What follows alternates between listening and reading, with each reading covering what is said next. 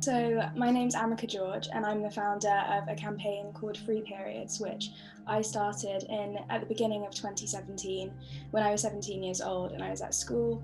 I'm really fortunate that prior to that moment, I had never heard of this term of period poverty. I had no idea what that meant.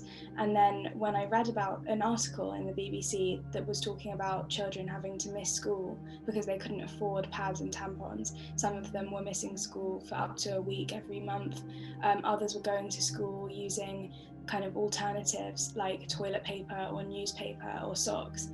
I was so horrified by that because that was something that I'd never had to deal with myself and I'd never even heard of. And it seemed like it was this huge silent issue that was holding back so many children from getting an education, which is something that we're obviously all entitled to.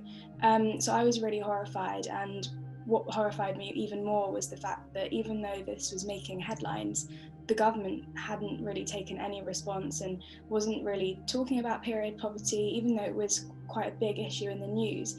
I think an MP kind of condemned it in the Houses of Parliament, but didn't really talk about any kind of solution to actually end it. And that's what really upset me. So I think being a teenager and always being online and on social media, my first instinct was to go on Instagram and kind of spread the word that way. And when I did that, I found that a lot of people were really moved by this issue and wanted to see an end to it as much as I did. So I started this campaign called Free Periods. So it started as an online petition on a website called change.org. And the idea was that we were lobbying the government to provide for free menstrual products in all schools and colleges in the country, so that no child ever had to suffer from period poverty again. And within a couple of weeks, it was really picking up and people were really engaging with it and spreading it on social media, writing to their local MPs, and it felt like this real energy from young people, particularly young activists who wanted to see an end to period poverty just as much as I did. And when I realized that that momentum was really building and a lot of people were talking about free periods, and I was kind of doing interviews and writing articles and trying to get it out there as much as I possibly could, I decided to hold a protest outside Downing Street in December of 2017, which I organised with some of my friends who founded a feminist collective called the Pink Protest. And it was a real challenge to organise. It took a long time and there's a lot of logistics that we didn't really know about.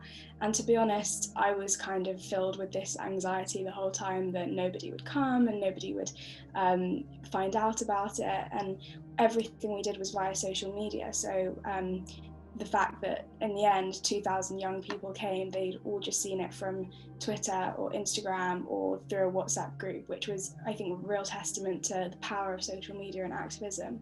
And everyone was wearing red and holding banners and shouting about periods. And it was just, for me, that was like a real moment in the campaign. It was a real turning point because it just demonstrated that there was a huge level of passion, energy, and anger from these young people who were so outraged by period poverty.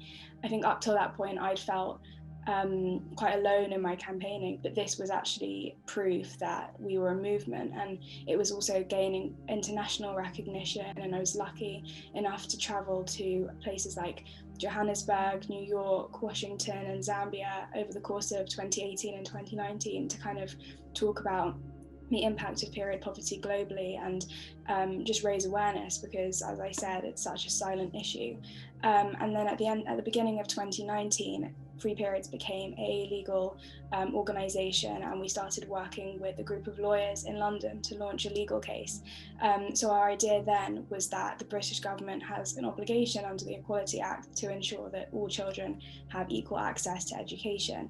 And by this time, a lot of research had been done into period poverty that had found that 1 in 10 girls had struggled to afford the products, which obviously isn't equal access to education at all. So the lawyers were working with us and we were building up this legal case. Unfortunately, before we actually had to launch the case, the government made the pledge to provide free menstrual products in all schools and colleges, which was an incredible moment. And the scheme actually started at the beginning of 2020, and the way that it works is every state-funded primary school, secondary school and sixth form college can order in as many products as they need for their students through an allocated budget that the government gives them every month. The issue is that because it's a sign-up scheme, so you have to actively opt in to get the products. There just isn't enough awareness about its existence, which means that right now, at the beginning of 2021, less than 50% of schools have actually signed up, which is really disappointing. So at Free Periods, we're urging all schools to sign up. We're encouraging all students to actually take ownership of the scheme, talk to their teachers about it, make sure that they're engaging with it, make sure that they're using it as an opportunity for a much broader conversation about periods and the taboo. And that's also sending a really important message that actually this should be as normal and as basic as toilet paper or soap or any of the other kind of things that they get every single month. Jayaben Desai is another incredible woman who I really admire. She sadly passed away about 10 years ago now, but I remember hearing about her activism when I was quite young and being really struck by the fact that she was a slightly older Indian woman who had come to the UK in the 60s from East Africa and joined a factory, and when recognizing that the low paid women of colour were being quite severely mistreated and that a lot of them weren't being paid for their work or were doing really low wage work.